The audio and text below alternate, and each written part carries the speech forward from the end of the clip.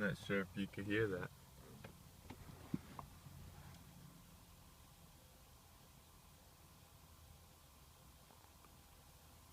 But it seems like it's coming from either inside my radio or the vents.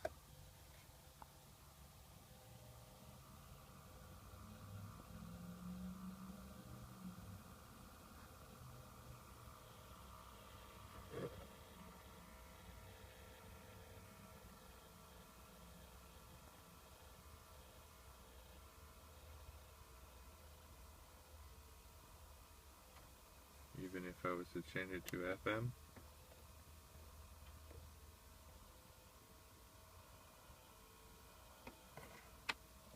Take the CD out.